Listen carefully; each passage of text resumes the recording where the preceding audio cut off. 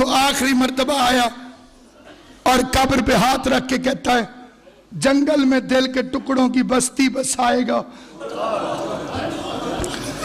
نانا حسین اب نہ مدینے میں آئے گا۔ میں کوڑا پھینک دی،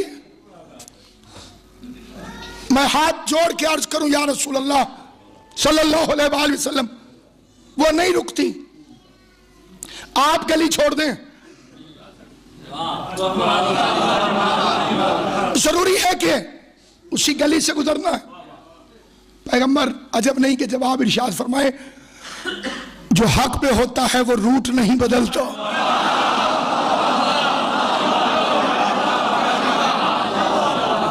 میں نے گلی چھوڑ دی تو پھر کوئی اور نبی آئے گا جو اسے تبلیغ کرے گا، میں تو آخری ہوں، میرے بعد کوئی ہے نہیں، میں اسی کی ہدایت کروں گا۔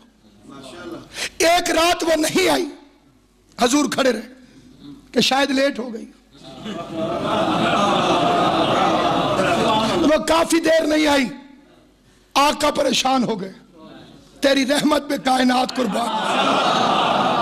پریشانی کے عالم میں محلے والوں سے پوچھا کیا ہوا بڑھیا کو؟ کہنے لگے بیمار ہے، دشمن کی تیمارداری کے لیے چلے گئے۔ دروازے پہ دستک دی، اس نے پوچھا کون؟ لبہائے مبارک سے نکلا محمد صلی اللہ علیہ وسلم۔ تو اتنا برکت والا نام تھا، اسے یاد ہی نہیں رہا کہ میں کیا کرتی ہوں، بس منہ سے نکل گیا آ جائیے، کلی رحمت چل کے آ گئی۔ اور آنے کے بعد میرے پیغمبر نے اس کے مشکیزے کو دیکھا، یہ خشک ہے، تم نے پانی نہیں پیا کیا؟ ساقی کوثر مشکیزہ اٹھا کے چل پڑا،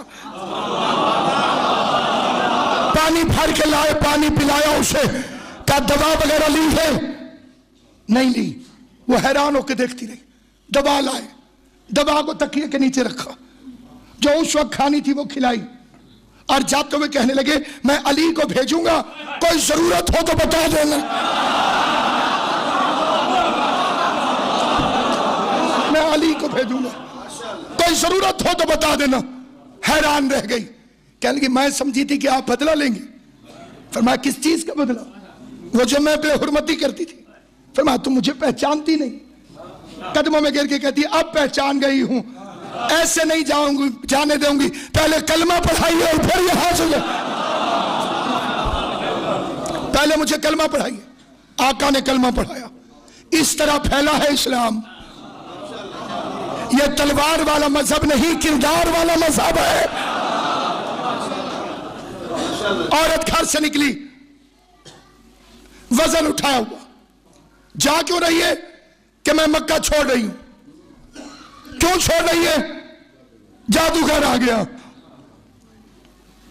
اور راستے میں حضور مل گئے، کہیں گے لاؤ اپنا سامان مجھے دے دو۔ پوری امت کا بوجھ اٹھانے والے نے اس کا سامان اٹھا لیا۔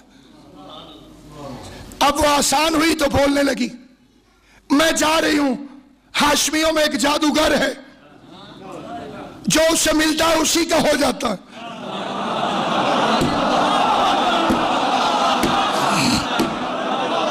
مجھے ڈر ہے کہیں ٹاکرا نہ ہو جائے۔ اور آقا چپ۔ پھر کہنے لگی تم اچھے ماں باپ کی اولاد لگتے ہو، اس سے بچ کے رہنا۔ پہلے تو میں کسی کا سامان اٹھاؤں گا نہیں، اپنا کہہ رہا ہوں، اور اگر اٹھا لوں اور وہ پہلا فکر یہی کہے ناصر عباس کی مجلس نہ سننا، میں اس کا سامان پھینک دوں گا۔ اور آقا چپ ہے، بتاتے بھی نہیں کہ میں کون ہوں۔ وہ بولتی گئی، یہ سنتے گئے، اس کو اس کی منزل پہ پہنچایا، جاتے ہوئے بھی نام نہیں بتایا کہیں شرمندہ نہ ہو جائے، گھر بھی پہنچایا۔ کیا کہنے ہاشمیوں تمہاری غیرت کے، عورتیں گھر سے نکل آتی تھی اپنی مرضی سے، یہ پہنچا کے آ جاتے تھے اپنی مرضی۔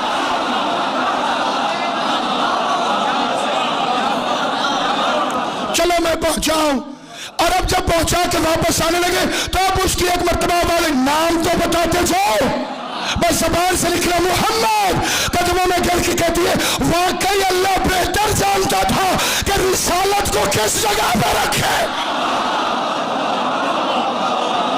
تیری شان یہی ہے، تیرا مقام یہی ہے، تیری عزت یہی ہے، تیری عظمت یہی ہے۔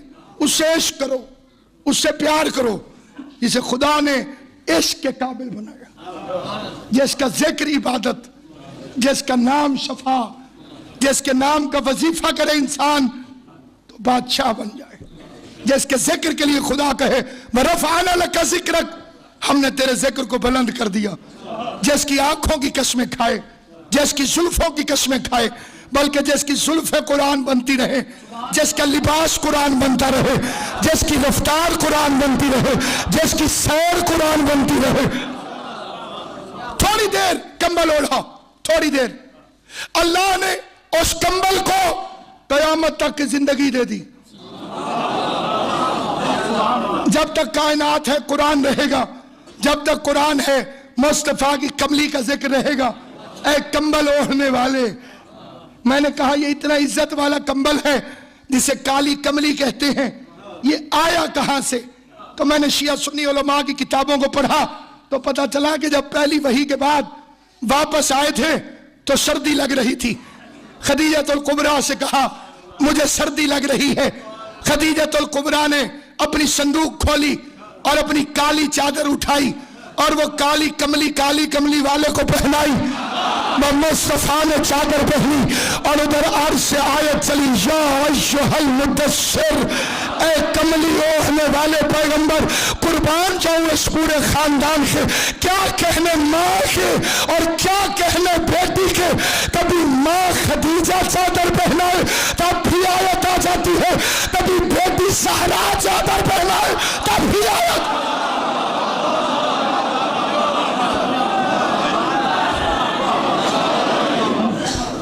ایک صلوات بلند آواز سے محمد۔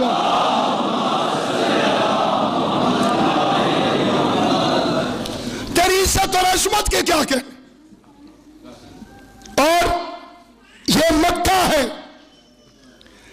اور مدینے میں تو حکومت قائم ہو گئی، اور صحابہ کرام نے ایک دن اس شاعر کو پکڑ لیا جو حضور کے خلاف شعر کہتا تھا۔ شعر کہتا تھا مکے میں، پکڑا گیا مدینے میں، سفر پہ کہیں جا رہا تھا، صحابہ کرام رضوان اللہ تعالی علیہم نے اسے دیکھا، پہچان لیا، وہی بدبخت ہے آقا کے خلاف شعر کہتا تھا۔ انہوں نے پکڑ کے بوری میں بند کیا اور مسجد میں لا کے پھینک دیا۔ آقا دو جہان نے فرمایا یہ کیا ہے؟ آقا یہ وہی شاعر جو آپ کے خلاف تقریریں کرتا تھا، شعر پڑھتا تھا۔ یا رسول اللہ حکم فرمائے اس کے ساتھ کیا کریں؟ حضور نے فرمایا اس کی زبان کاٹ دو۔ تاریخ کانپنے لگی کہ وہ جو مکے میں معاف کر دیتا تھا آج مدینے میں اسے کیا ہو گیا۔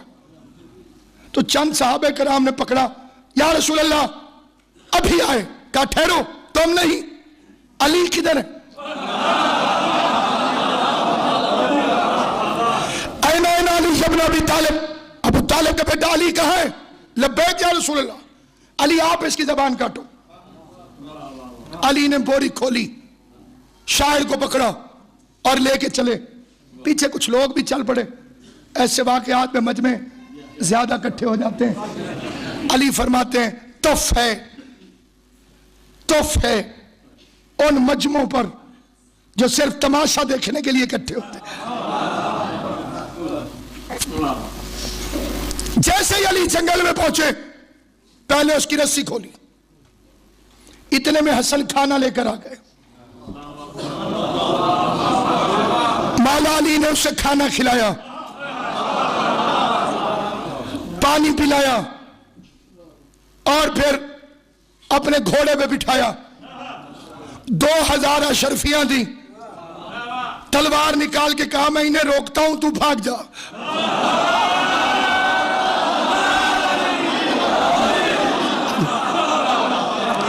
इन्हें रोकता हूं, तू भाग जा। अब जिन्होंने पकड़ा था वो देखते रह गए, मेहनत जाया हो गई। अली ने बंदा भगा दिया, शिकायत का मौका मिल गया, दौड़ते हुए नबी के पास आए। बड़ी मेहनत से पकड़ा था या रसूल अल्लाह, आपने फरमाया तो उसकी ज़बान काट दो। अली ने भगा दिया। पैगंबर मुस्कुराए, फरमाया तुम मेरी बात नहीं समझे थे, अली मेरी बात समझ गए।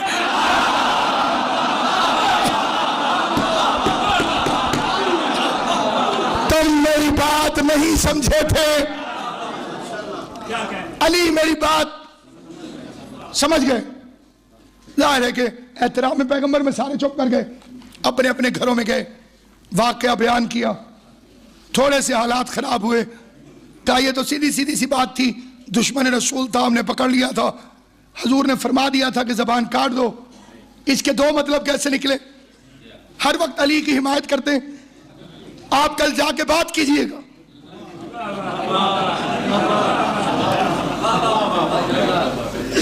मैं वो अगले दिन मस्जिद में पहुंचे कि आज पैगंबर से बात करें। अभी वो सोच रहे थे कि नमाज शुरू हो गई, नमाज खत्म हुई, सब ताकीबात में थे कि महसूस हुआ कि पीछे कोई है। मोड़ के देखा तो रात वाला शायर वजू कर रहा है।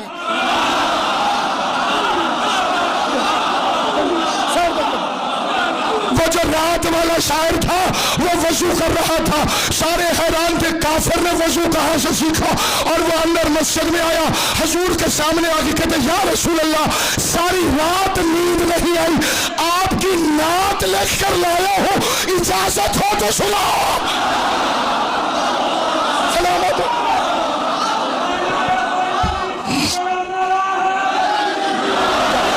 आपकी शान में नात लेकर लाया हूं या रसूल अल्लाह सल्लल्लाहु अलैहि वसल्लम, अगर इजाजत हो तो सुनाओ। उसने नात पढ़ना शुरू की, उसने नात के शेर पढ़े। सहाबा कराम तारीफ मुस्तफा पे खुश हो के सुभान अल्लाह कह रहे थे, और पैगंबर मुस्कुरा के कह रहे थे, देखा अली ने गुस्ताख की ज़बान काट दी।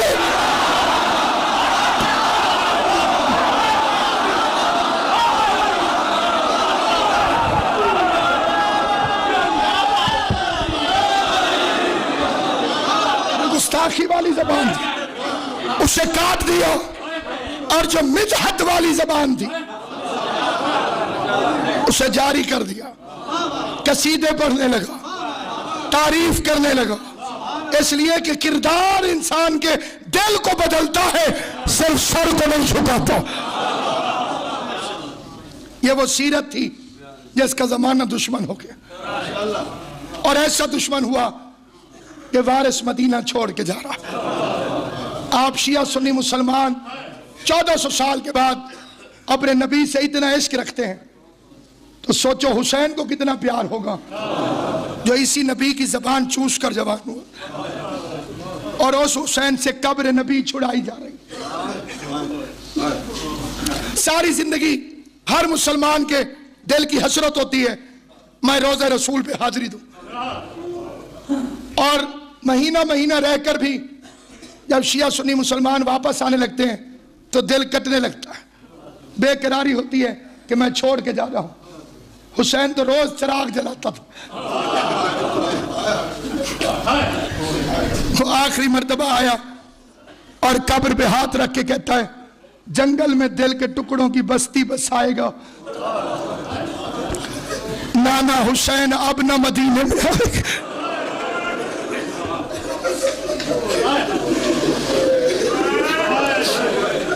मैंने बड़े बड़े अज़ादार यहां दूर दराज से देखे,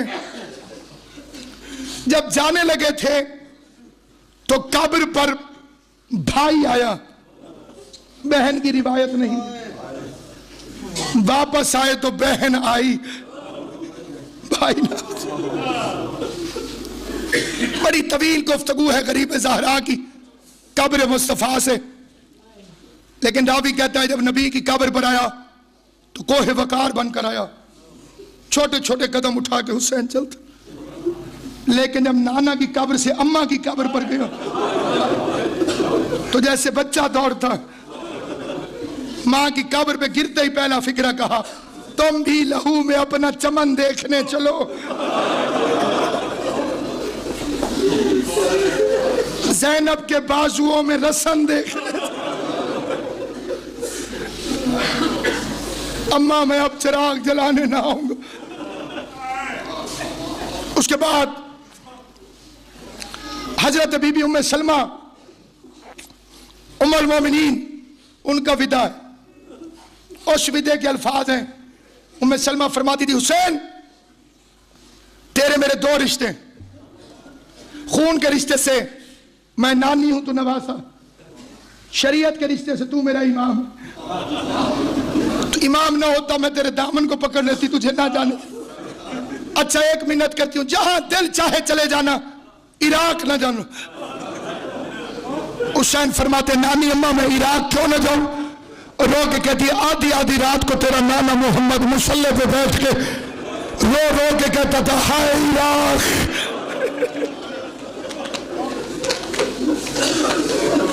اور میرے پاس اس جگہ کی مٹی بھی ہے حسین جو تیرا نانا مجھے دے کر گیا تھا، مٹی ہے۔ اب یہ جو میں 2 یا 3 منٹ کے فکرے درمیان میں پڑھنے لگا ہوں، یہ شیعہ بھائیوں سے معذرت، میں اہل سنت بھائیوں کے لیے پڑھنے لگا ہوں، انہی کی کتابوں سے پڑھنے لگا ہوں۔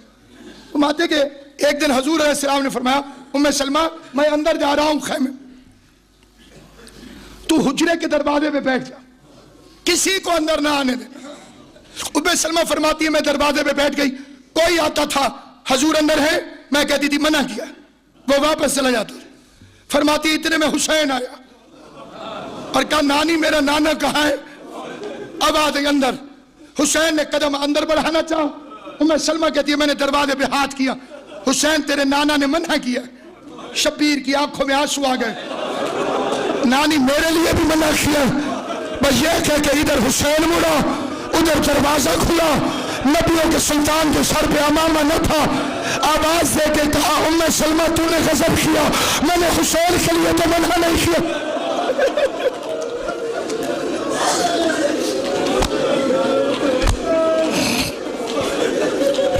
میں نے حسین کے لیے تو منع نہیں کیا۔ ام سلمہ فرماتی ہے حسین کو اٹھایا، اندر لے گئے، اونچا اونچا روئے۔ یہ کتاب میں نہیں ہے کہ اونچا اونچا روئے، میں نے کیوں کہا؟ ام سلمہ فرماتی ہے مجھے رسول کے رونے کی آواز حجرے سے باہر آئی، میں نے پیغمبر کو کبھی اتنا روتا نہیں دیکھا تھا، میں نے بے قرار ہو کے دروازہ کھولا، اندر دیکھتی ہوں کہ رسول نے حسین کی قمیص اتاری ہوئی ہے اور بدن اقدس کو بار بار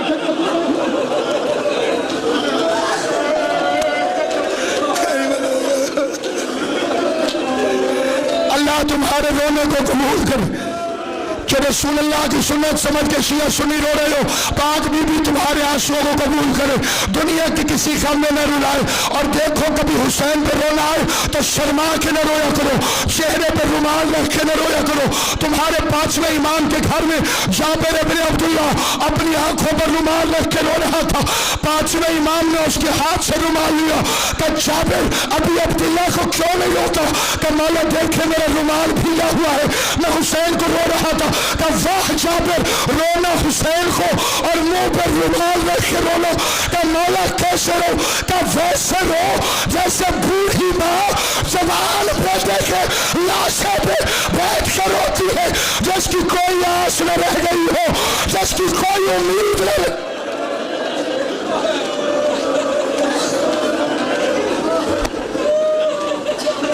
پیغمبر حسین ابن علی کی قمیص اتار کر جگہ جگہ چومتے ہیں۔ ام سلمہ فرماتی ہے میں نے پوچھا حسین کے بدن کو اس طرح کیوں چوم رہے ہیں؟ فرمایا علی مقامات السیوف، میں تلواروں کے زخموں کی جگہ کو چوم،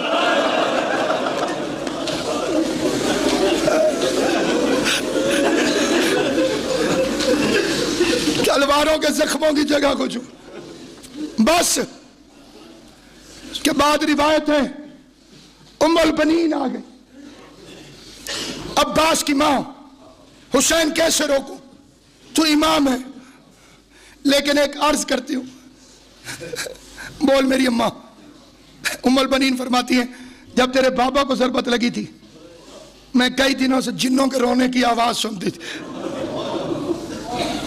جب تیرے بھائی حسن کو زہر ملا مجھے جنوں کے رونے کی آواز آتی تھی.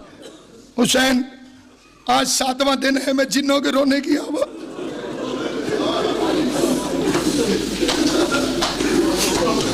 دن رات روتے ہیں مجھے ڈر لگتا ہے نہ جا, لیکن جب یہ سوچتی ہوں کہ میرا عباس ساتھ ہے تو میرے ڈر ختم ہو جاتے ہیں. یہ کہہ کے غازی کا ہاتھ پکڑا. عباس, علی کی وصیت, حسن کی وصیت, ام البنین کی وصیت, مسلم ابن عقیل کی وصیت. جانتے ہو مسلم ابن عقیل کا کیا رشتہ تھا عباس سے؟ عباس کی بہن کا سرتاج ہے مسلم.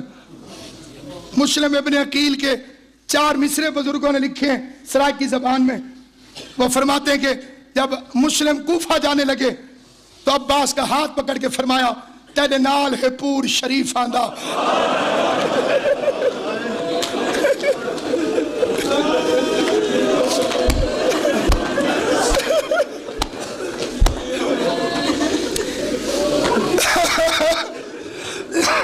چھوٹے بچوں سے پھر کہتا ہوں غازی اور مسلم کا رشتہ یاد رکھیں. پھر یہ 4 مصرے سنیں. مسلم ابن عقیل نے غازی کا ہاتھ پکڑا. ابا نور شریف فرمایا تیرے نال ہے پور شریف آندہ نہ نہیں کو سفر کرامی. تیرے غیرت مند کول فوجی ہے ہر کہیں کو صبر نیوامی. ناموس دا غازی جتھا لفظ آوے سر دھڑ دی بازی لاوی. توڑے اپنی پھیر تھی قید ودی نہ زینب قید کرت.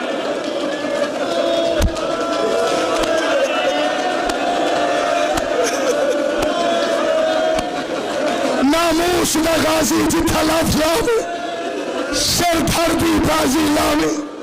توڑے اپنی پھیر تھی قید ودی نہ زینب قید کرامی. عباس کو ام البنین قبر نبی پہ لے گئی. عباس نے کہا عباس یہ کس کی قبر ہے؟ عباس کی گردن جھکی. سید الانبیاء شہنشاہ معظم کا مزار. عباس میں کون ہوں؟ آپ میری ماں علی کا حرم. عباس کی ماں کہتی ہے ایک ہاتھ نبی کی قبر پہ رکھ دوسرا میرے سر پہ رکھ. وعدہ کر جب تک تیرے بازو سلامت رہے گے نہ زینب کی چادر لٹے گی نہ شبیر کی گردن کٹے گی. رو کے آواز ہے اللہ کوئی زندہ واپس آ گیا.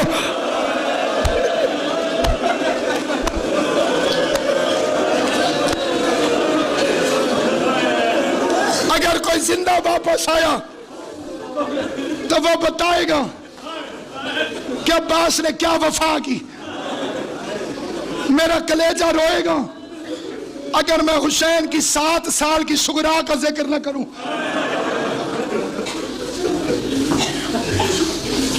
سغرا علی اکبر کے حصے کی بہن.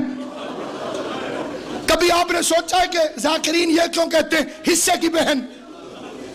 اس لیے کہ سغرا کا ماں کی طرف سے کوئی سگا بھائی نہیں تھا.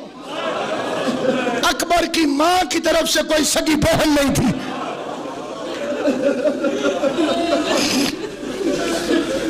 حسین ابن علی کے 4 حرم ہیں. سغرا کی ماں کا نام ہے ام ولد.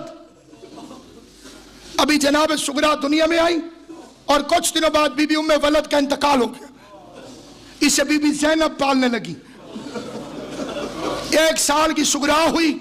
حسین کی شادی جناب رباب سے ہوئی. عرب کے دستور کے مطابق رباب کنڈی پکڑ کے کھڑی ہو گئی. بی بی زینب فرماتی ہے دارین کے مالک کی حرم بن کے آئی ہے. پورے گھر میں سے جو پسند ہو تو حکم کر میں تجھے عطا کروں. چلتے چلتے رباب کی نگاہیں سغرا کے چھولے پہ رک گئی. آواز ہے بی بی مجھے سغرا دے دے. زینب نے سغرا رباب کے حوالے کی. رو کی آواز ہے اپنی اولاد آ جائے تو سغرا کو بھول نہ جانا.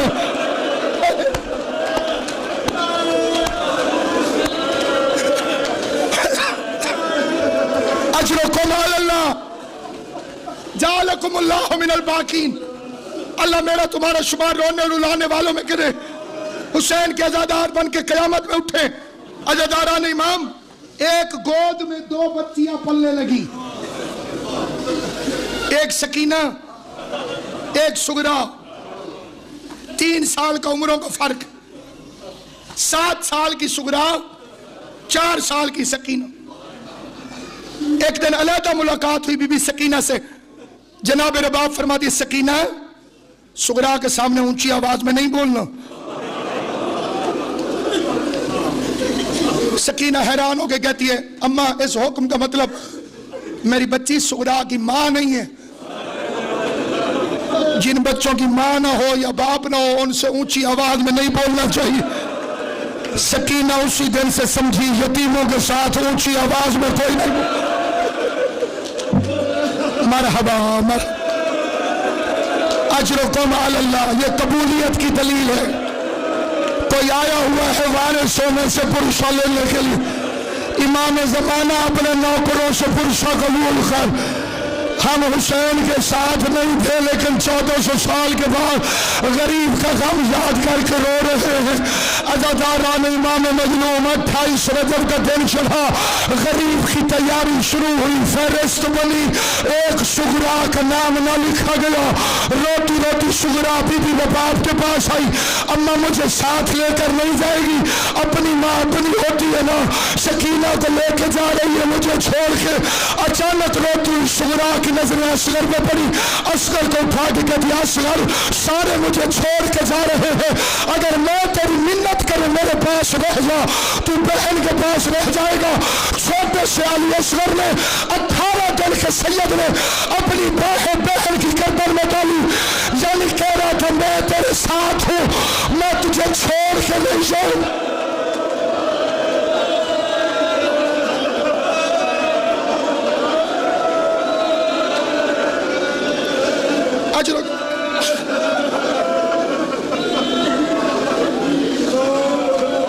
علی اصغر 18 دن کو بی بی سغرا کے ہاتھوں میں بھائی کو لوریاں دے رہی ہے۔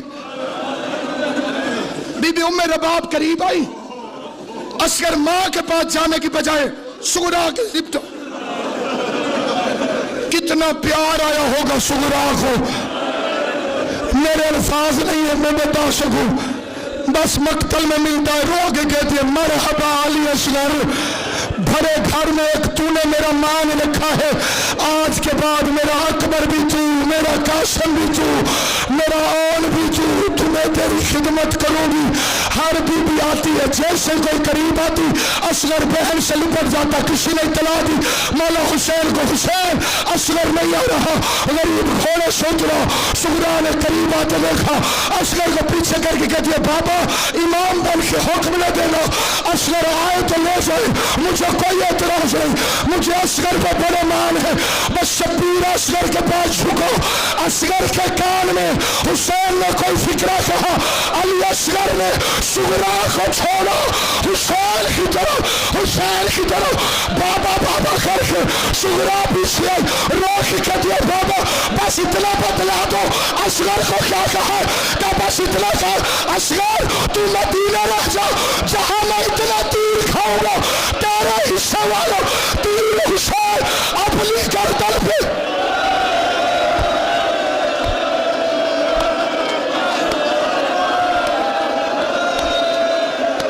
ماتم کر کے فکر، جہاں میں اتنے تیر کھاؤں گا وہاں تیرے حصے والا تیر بھی حسین کھا لے گا۔ اصغر باپ کی گود میں آیا، بزرگ شاکرین پڑھتے تھے، سغرا قریب آئی، بابا جب آپ واپس آؤ گے تو میں زندہ نہیں ہوگی، 4 رشتہ ابا 4 رشتہ دار میری قبر پہ لائے۔ حسین فرماتے کون کا پہلے چاچا غازی، سب کے نام لکھے میرا نام نہیں لکھا۔ عباس گردن سجا کے کہتے نوکر کا چارہ نہیں لگا، مجھے جو حکم ملا میں نے تعمیل کی۔ دوسرا میرا حصے کا بھائی علی اکبر سغرا کو لے کے گیا نہیں، میرا بھائی مجھے لے کر نہیں گیا۔ تیسری میری اللہ رباب اچھا بابا خدا حافظ، میں نے پڑھ لیا تم نے سن لیا. شبیر کی آنکھوں میں آنسو کم نا سگرا رشتہ دار 3 کہے ہیں، نام چوتھے کا نہیں بتایا. تو نے کہا تھا 4 لائے، ایک اکبر لائے، ایک غازی لائے، ایک رباب لائے، چوتھا تیری قبر پہ کون لائے؟ روک کے دے بابا ناراض نہ ہونا، چوتھا میری قبر پہ آپ بھی لا لو. مجھے ساتھ لے کر گئے. حسین کا نامہ کھلو، روک کا سگرا کوئی آئے یا نہ آئے، حسین وعدہ کرتا ہے آج کے بعد حسین مدینہ میں واپس نہیں.